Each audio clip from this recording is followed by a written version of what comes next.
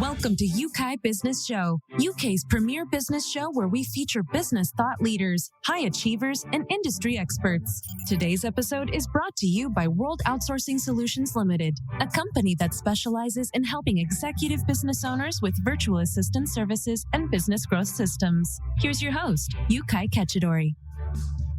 Hi, everyone, and welcome to Enlightened Entrepreneur Podcast. Today's interview is sponsored by World Outsourcing Solutions, where we specialize in helping business owners with all outsourcing needs and other business growth systems topics.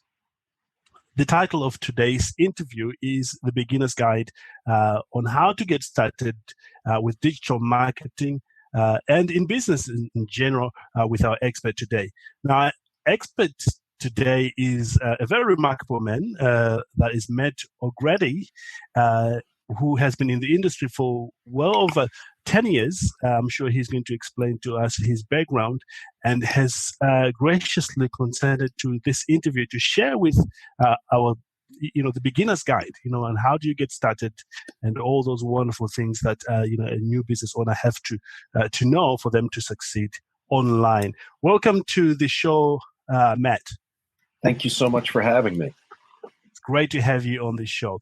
Now, to get us started, Matt, I always like to find out about people's background, their education, and the experience they have in business, and in particular, the topic we'll be discussing today. So could you tell us a little about yourself in terms of background, education, Sure. and experience? My pleasure. So my education was actually in psychology. So I did my 4-year degree for that and also started on the PhD path for psychology, cognitive psychology. And it's interesting how you can transcend from psychology itself and then take it into the business world. So I was really drawn to marketing right out of college and started working on a lot of different kind of local projects, working with restaurants and things like that here in New York, and found a lot of success at that. And then I actually joined the military, and I'm officially a disabled veteran.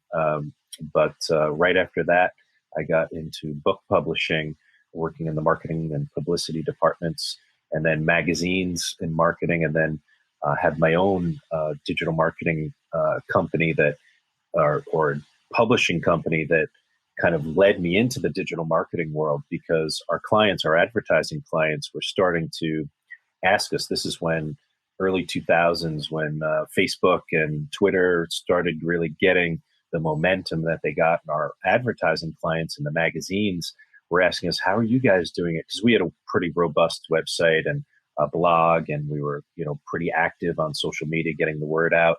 And all of a sudden our clients started asking us. So we were kind of introduced to the business without really meaning to. And as soon as I started helping clients with their digital marketing, I fell in love with it. So as things really shifted in the print business in 2008, I decided that it was time to make a big shift and started working full time in digital marketing. Awesome. What's interesting about you is you brought in for other companies over $500,000 before you actually went to work for yourself. That's right. So yeah, I was advertising. Yes. So I was working for regional publications, doing advertising sales, and we were doing some of the advertorials, and I was in the real estate market in New York, which is always a great market to be in. And so worked with some really great brokerage houses and doing some really exciting things. We got into green building and some of the other really cool things that were emerging at the time. And I loved that work too. And I loved building marketing plans for real estate clients. And I worked for great companies. But as I started to see the numbers, you start to say, I'm pretty good at this selling thing. Maybe I could do it for myself. and it was great. I had great mentors at Luminary Publishing is where I started off in the magazine world. And became a great friend, Jason Stern, and his partner over there, Amar Prajansky, and they really built up an amazing company. They've been in the magazine business probably 25, 30 years now, and they brought me up in it and taught me what they knew, and so I decided to go out on my own, and with their blessing, had a lot of success. Awesome. Before we talk about mentors, which is another big subject that I hope we will be able to cover today, you mentioned that you decided to move from being an employee to owning your own business. What sort of changes did you go through to actually become an entrepreneur, so to speak?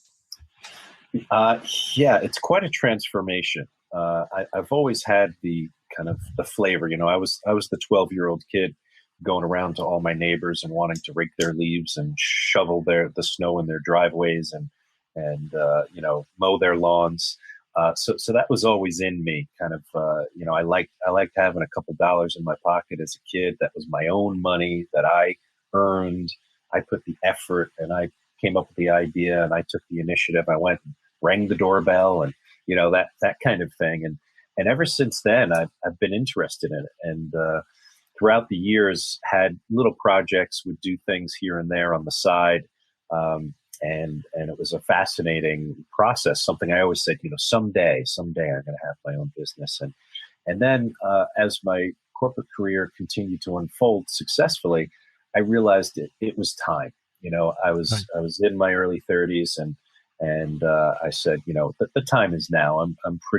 I've got some money in the bank. The rest of my life is pretty stable. Let me take a risk. Let me step out and go for it. And it's led into so many different places now. Becoming an author and launching other coaching businesses, and still having the digital marketing business, and working with clients on both sides. So as an entrepreneur, I really found my sweet spot because I love to be creative. I don't mind calling people or walking up to someone at an event, shaking their hand, saying, "Hey, let's get a coffee. Let's get a beer. Let's get to know each other. I want to learn from you. How can I help you?" And I Wonderful. think when you have that kind of personality, you can be really successful as an entrepreneur. Wonderful. Talking about your digital marketing, and I know you've had tremendous success with that, but it has not always been like that. It's just like many other entrepreneurs that we have on the show. What sort of roadblocks, if you had any, that you came across during those early days? Sure. Well, one of the first things I learned that's important as a young entrepreneur, it depends on the business, of course. For my business, we're working with people on contracts. So I was doing all these like 3-month contracts. Well, guess what I learned? I learned that every 3 months I had to get back out there and start hustling. And so I realized that start selling 6-month contracts, year-long contracts, 2-year contracts. All of a sudden, that made the business and the cash flow much more stable. And so I really think for young entrepreneurs, new entrepreneurs, really important to make sure that the cash flow is handled, and that you have your focus on that piece to make sure that, because as your business grows, it actually costs money to grow. That's what a lot of entrepreneurs don't think about, is that as you're trying to expand, hire new help, get a new vendor, establish a new software in your business, whatever it is, guess what? They're going to expect to be paid for that. So Absolutely. As you do that, it's really helpful to make sure that you've got that flow. So that was one of the early things that was really important for me to learn is kind of the art of the cash flow. Incredible. And how did you manage that? Because you had just left your high-paying job, generating millions for other companies. How did you manage that roadblock? Well, it was interesting because there was a lot of upfront costs. So when I first started the magazine company, it was kind of more of a brick and mortar style business. We had a lot of desks and computers and 2,000 square feet in a busy town called Huntington on Long Island, and a lot of expenses. So you learn to get creative pretty quickly. One of the things that we started doing was realizing that we could become custom publishers for other companies. So when we launched the business, we weren't even planning on doing that. It's just all of a sudden, we were starting to look for other opportunities to increase our revenue and cash flow. And this came across our desk, and we said, this is an opportunity. And the first client that we got with that business was a $100,000 job. So all of a sudden we were like, let's get into that business. And we did, and did that successfully for several years. So all of a sudden you realize that you start a business, but keep your mind open to the other opportunities that might be there. Because if we're so focused on just what we want to get done, we may miss an opportunity. And if you're open to being creative, all of a sudden your business can be much more successful if you're open to doing different types of things that people actually need at a higher cost. So if you're able to do that, all of a sudden you're going to be in a much better position financially. Wonderful. One of the things, Matt, that new startups tend to face is not having enough money, and as a result, not being able to afford help, or employing an additional person in the office. Did you have that experience when you were starting up? Well, we went through some transitions. So as the markets changed in the print world, and as things started to shift, we had to contract and expand a couple different times. So, that can be tough for a business. You never want to let people go, but really started looking at production. So, even if it's a small staff, if you're managing a small staff, I really think that you want to pay for the people on your team that produce, and not that just look like they're running around, but really produce, really make your life easier. So you can, most entrepreneurs, I think, especially when they just have a couple people starting off, they're going to be the sales team. And so you want to set yourself up so that you're free to do that sales. Whoever's going to bring in the revenue really needs to have a clear path to being able to do that. In my company, that was me, because I was a sales guy. So what I worked out with my old business partner was that, he was going to take care of the house, the office, so to speak, and I was going to be out selling. And when we really did that, we were successful. When I got caught up in all the quote unquote office politics, hiring and firing, and managing the details of the office and the editor and those pieces, that's when it became more difficult to really focus on bringing in the dollars. Right, absolutely. Thanks for sharing, that view. You mentioned earlier on, Matt, about mentors, how you were helping. Would you share a bit of your experience and how people can get started with figuring who to have on their team and who to look up to? Sure. Well, one of the first things you want to do when you're looking for someone that you think could be a mentor, as I've certainly had to do, is really find somebody that impresses you, that inspires you, that you look at them and say, wow, I'd like to be more like them someday. And when you see someone like that, I think you might be surprised if you reach out politely, humbly, and with kindness, and just say, hey, I really appreciate your work. Can we get that cup of coffee someday? Will you do a few minutes on the phone with me? Like, for example, when I was starting this business, there's a childhood friend whose brother was extremely successful in this area and making tens of millions of dollars. And I hadn't spoken to him or seen him or his family in 20 years. But I said, you know what? I'm going to reach out anyway and just say hello. Well, it led to several hour meetings that this CEO, running very large companies, 100 times larger than anything I was doing. And he was more than happy to sit with me, get on conference calls, review my business plan, communicate with me, have a coffee with me. It was unbelievable. I was shocked, but that really taught me a great lesson, which is, take a chance. You never know who might want to help you, because now that I'm in the position to help others, I never turn anyone down. I've never turned anyone down who reaches out to me and says, hey, can you do a call? I have some questions. I'm just getting started. I'm not sure which path to go. I may only have 10 or 15 minutes, but you know what? It feels so good to be able to be in a position to help people like that. It's really special. Absolutely. Thanks for sharing that, because I find that as well among the people that we get to coach, that they are hesitant to reach out because they Yes. say, he's making millions, and what would you want to spend time with me? I haven't even started. But the opposite is true, because you have had so much success. You want to give back. And this is one of those things, you can do to literally help raise other people up. So we appreciate, such a kind of thing that you do. Now, Matt, if you just start over again in the world of entrepreneur, what would you do differently? Maybe referring to the digital marketing company you are running. Sure. I mean, one of the things that I know that I would do differently is figuring out some of the more basic programs that you can create for people in the beginning. So it's something that we ended up getting to is this website and social media review and SEO review that we do for people. So Right. I didn't realize that this would be so valuable to people, and also inspire so many clients to sign up with us. So we created a low-cost product that just allows us to do like a 2-3 page review, but give real recommendations, no commitment necessary.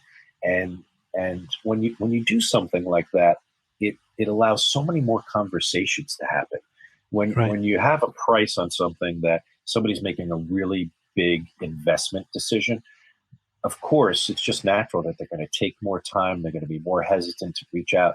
When you have a smaller priced item, it really opens the doors to communication. I think ultimately, as entrepreneurs, that's really important. So that's one of the things I would have established much earlier on, rather than going for the big projects and the big contracts. Is just saying, hey, we've got a great service. Why don't you test us out? See if you like it.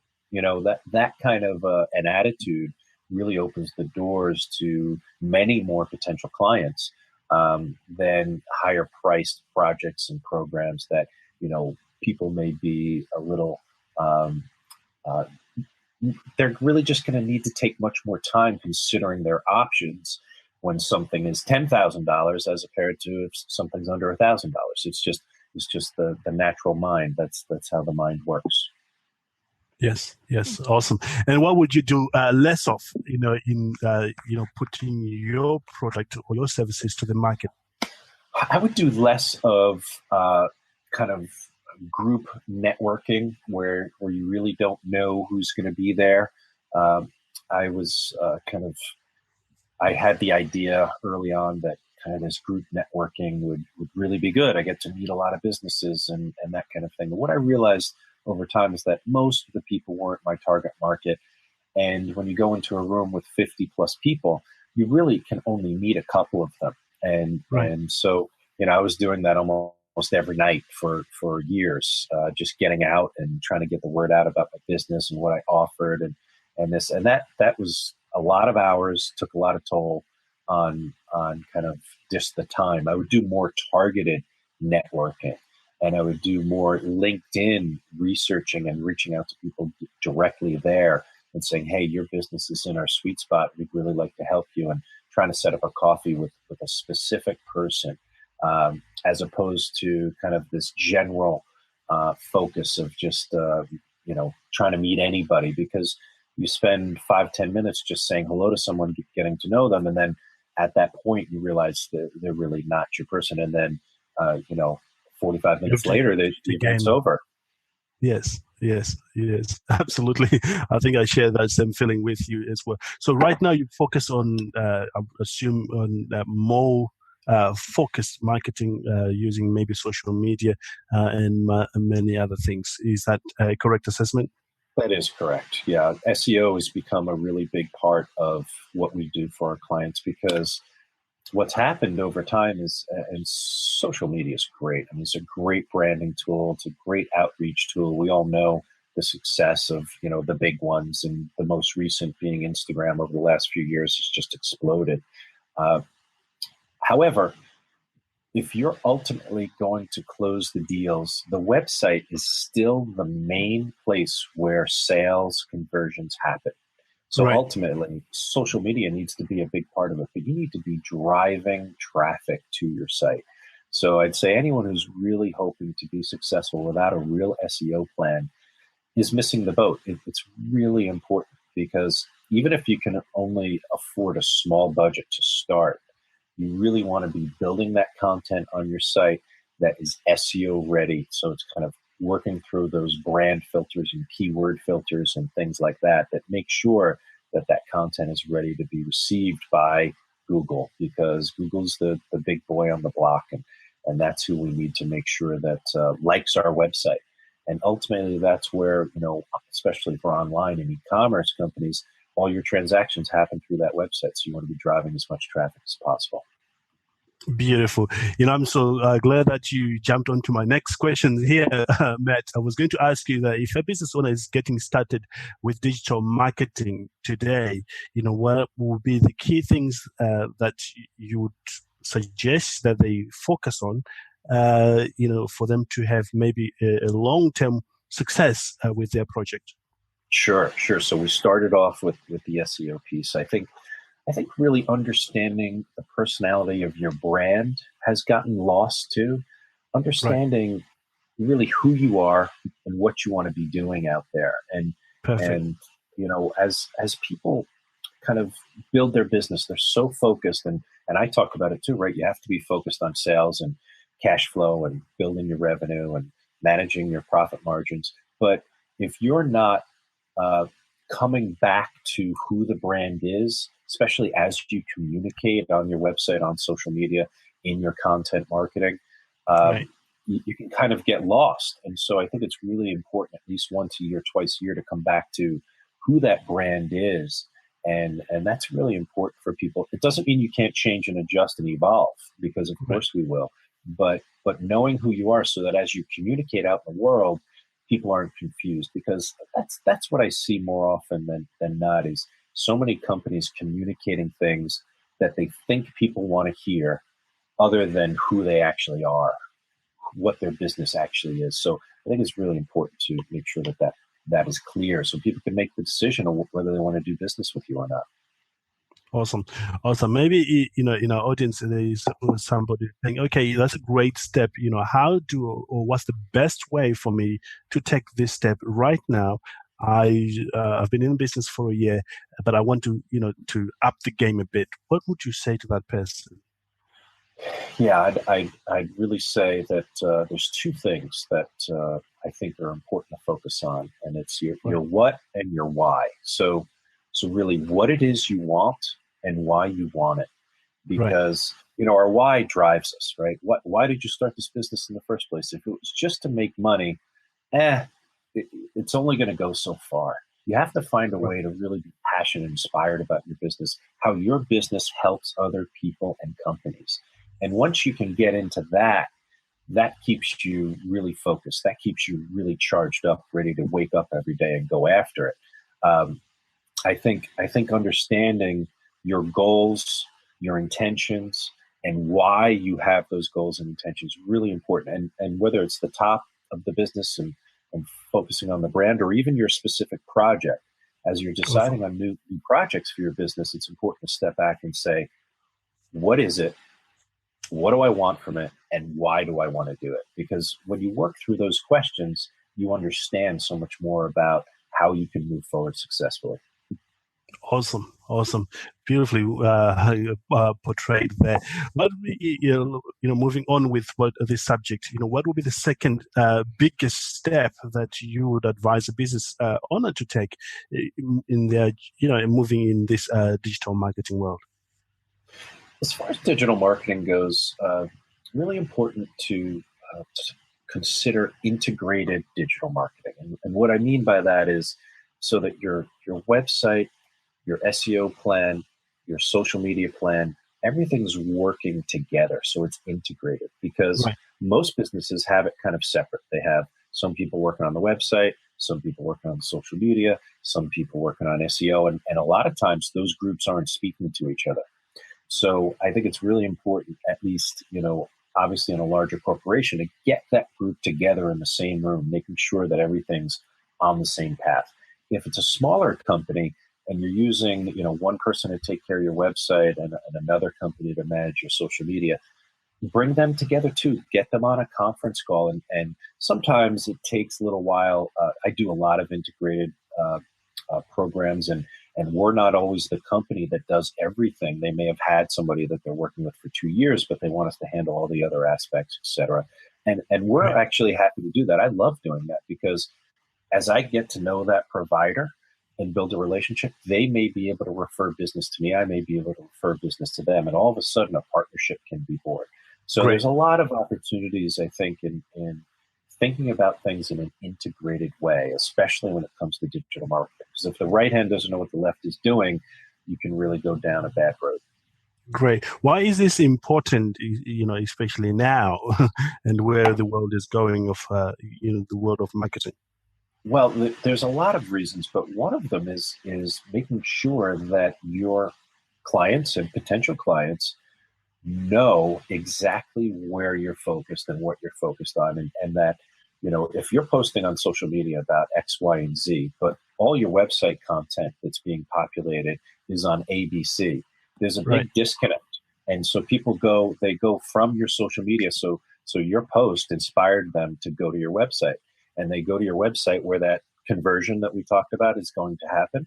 And all of a sudden they see a bunch of information that they didn't expect to see. They say, I'm out of here, because they don't want to spend the time looking and figuring it out. So if your content marketing and your social media marketing are working hand in hand, all of a sudden they go right from the page, the social media page, to your website page, and it's exactly what they expect to see, and it starts working with the flow, and you start asking them to take calls to action. So go to my website from social media, boom, they go there. From here, take this next step. So you want to be kind of holding their hand and taking them through the process. Wonderful. It all makes sense for our audience. I'm sure they're taking a lot of notes at this point, because it's really, really great information we're getting here. Maybe one last step you think that business owner need to take or be mindful of when if they want to succeed in this digital marketing world? I would come back to, I think I mentioned it once before, is that authenticity. So whether you're building your own business, like it's a personal brand, or if it's a corporate brand, it's the same. It's that authenticity. Really be who you are as you're communicating about your products and services. And it doesn't always have to be selling. In today's age, there's a large group of people out there, and I think especially as the millennials come up, they don't want to be sold. Actually, they refuse to be sold, but they're very curious, and they're very interested, and they're more than happy to share what they think is cool, interesting, helpful. So if you come at it from that approach, and instead of selling them up front, you just really introduce them to what's cool and interesting and engaging. Start that conversation, start that communication. It's really about something that inspires them or interests them. And if you can do that, then you're going to be able to get them to the next level, and they can become great buyers. But you don't want to be selling people up front and face, because I see that a lot on social media. It's kind of like, buy my stuff. Nobody wants to hear buy my stuff, right? It's just never going to be a successful tool. You can have discounts, that kind of thing, but buy my stuff never works. Yes, in our previous conversation, you were talking about inbound marketing, which is, would you expand on that for a moment? Sure. So inbound is really this idea that instead of kind of selling outside yourself, you're bringing people in, and that's the idea of holding their hand, right? I like that visual, because you think of, when you're taking care of someone, you're going to help someone through a path. Sometimes you might have to hold their hand, make sure that they are able to come with you safely, and that's what inbound marketing is. Through your content, you create enough interesting, funny, engaging content that people want to come to you, and you put it on your website, you put it on social media, etc. And then people are coming inbound to you instead of, for example, with Google AdWords, you're essentially buying traffic, right? So they're not really being inbound to you. you're doing an advertising kind of plan to get them to come to you. Inbound Awesome. marketing is much different. It's much more organic, and that's just, we know the way the world is going is towards this kind of a deeper level of supporting society, supporting our customers.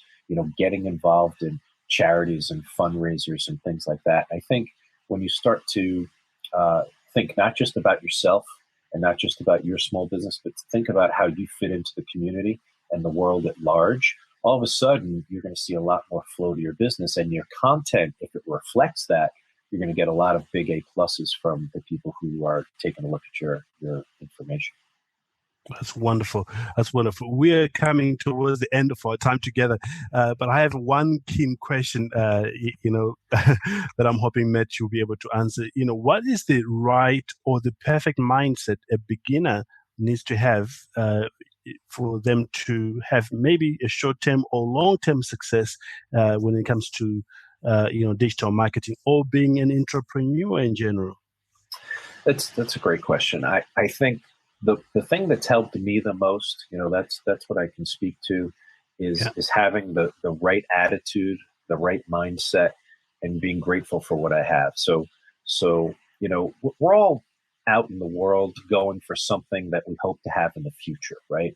And that's wonderful. That's part of being human. We're always going to have desires for something we don't have yet, which is great. But if we really take a thoughtful look at our lives, we can realize how many great things we already have, and that can help our daily attitude as we're dealing with clients, dealing with our employees, our vendors, and our freelancers, and our team, is kind of come to this positive mindset and be kind and compassionate towards all of those people that we interact with, being grateful for the work that they're doing, et cetera. It doesn't mean that we can't ask them to adjust or do better or increase. Of course, we all want to grow. But at the same time, if we're coming from the negative, complaining, criticizing point of view, it's never going to work out good for us. If we come from this place of already having a lot of great stuff in our lives, whether it's our business or our family or our hobbies or interests, just remembering what a great life you already have and then going out into the world and attempting to make it better, I think you set yourself up to be much, much more successful. Oh, amazing, amazing. And I think you covered this subject as well in great detail in your latest book, which, called Living Gratitude. Would you share a bit about that and how people can find, that book? Sure. Thank you for bringing that up. This is my passion project, if you will. And Living Gratitude started when I was a disabled veteran and, was in a lot of pain emotionally and physically. And just trying to find little basic things to be grateful for is what turned that whole situation around for me to get healthy physically and emotionally and get back to life. And so I tell a little bit about that story and then all the ways that I learned to have a positive mindset in life and to be grateful for what I did have. Even though my arms and legs hurt, I was grateful that I could see, that I could hear, that I could, still get out of bed in the morning. I had to start small, but over time that really expands. It really starts to grow and you start to see more. So there's a couple places at mattogradycoaching.com. They can certainly find the information about the book there. It's sold on Amazon and it's an ebook and a printed book. And I'm going to be doing many more because I'm really inspired to kind of bridge this gap between business and kind of the attitudes that we bring to business and kind of success and how much I believe that our mindset has to do with what creates successful opportunities for our business and personal lives. Incredible. I was visiting your website earlier on today, and you cover a lot of important subject that I think our audience might find useful. And you cover the spiritual coaching, business coaching for small businesses. Would you share some of the things that people can expect to find when they visit your website? Sure.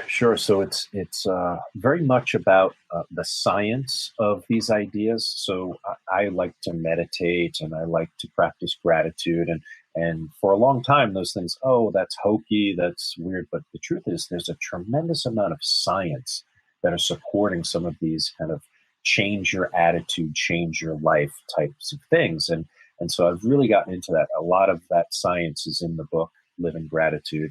And my next book is on meditation. It's going to be on the science of meditation as well. It's so important to see this information out there, and these great researchers at amazing colleges like Berkeley and New York University, and these different schools that are really focused on kind of expanding our understanding of how we think creates our lives. And as every situation we approach in business, it happens for me all the time. I like to focus on the solution, because if we focus on the problem just gets bigger. So if we can start to focus on the solution gets bigger. And as I work with entrepreneurs, that's a lot of the coaching that I do, because every entrepreneur has problems, has troubles, has issues. As every business owner knows, that you have to approach it with a solution mindset, because if you don't, you're not going to be in business too long. You have to find the solution. So that's kind of the mindset I love to bring to everything is, okay, here's the issue. That's fine. I understand that's an issue. Let's focus on the solution. What are your ideas? Here are my ideas. Let's start to figure these out. Let's choose one and start moving towards it, because all of a sudden now you have the energy of the solution working through your mind as opposed to the energy of the problem. The problem. Awesome. Yeah. Awesome. Makes perfect sense. We have come to right toward the end of our time together, but you have, a very special website other than we've spoken about, which is ammoniamedia.com. Would you briefly talk about that as well, so that people can visit that and maybe, work with you as well? That's my pleasure. Thank you so much. It's harmoniamedia.com. And there we're really talking about digital marketing. There's some integrated marketing pieces on there, and there's other information that shows how we work with people. And because we're a full service digital marketing company. And so, the full graphics and different things that people need, we're happy to do web development, certainly social media and content development. And the SEO, which, when I started off the business, I wasn't into SEO almost 10 years ago. It was really still something that only big companies did. Well, right. What's happened is there's so much content online. There's so much noise. If you're not able to figure out how to build your own niche in this kind of massive world, if you look at the stats of how many, tens of millions of pages of content are being created every day in the world, you start to realize, wow, I've really got to hone my niche, find my spot, and start driving traffic. So as you drive traffic, your revenue is going to increase. It just makes perfect sense. Absolutely. Well, thank you, Matt, for such a great interview. And I'm sure all the business owners in our audience today have a much clearer understanding of how to get started in the digital marketing world and many other aspects we have spoken about today. Is there anything, Matt, that I have not asked you, which you strongly feel, it's important for our audience to know when it comes to either being in the business or just the digital marketing that we've spoken about? Actually, there's one thing, and I'm just going to turn the tables for a moment and thank you so much. I want people who are listening to this to realize what you're doing and the work that you're doing, because this isn't something you have to do. You do it because you care about people. You want to help business owners. You want to help, these new entrepreneurs just like I do. So I just want to take a moment to thank you for being willing to do these programs and interview CEOs and successful entrepreneurs, because you're doing a really good thing for the rest of the world. So I want to thank you, Yeukai. Really, really appreciate that. Thanks, Matt. My pleasure. My pleasure. Awesome. And there you have it, guys. Thank you for being here with us. And I want to invite you to visit those sites, one harmoniamedia.com. And also you're going to visit Matt O'Grady, coaching.com for more information. If you cannot find those sites, please send us an email at support@worldoutsourcingsolutions.com. met.com, and we will be able to put you in touch with Met very, very fast. And once again, Met, thanks for being here with us and sharing your knowledge. And we wish you success in all your endeavors and what you're doing right now. Very special. Thank you so much for having me. Talk to you soon. Yes, thank you very much. With that said, have a great day, everyone, and wish you all the success that you deserve. Thank you for listening to Yeukai Business Show. We will be back to bring you more episodes with success stories and advice straight from the experts. Want more? Check out www.yeukaibusinessshow.com. Get your free trial of our virtual assistant service today. Just visit www.worldoutsourcingsolutions.com. Quote WOS18 or send us an email at support@worldoutsourcingsolutions.com.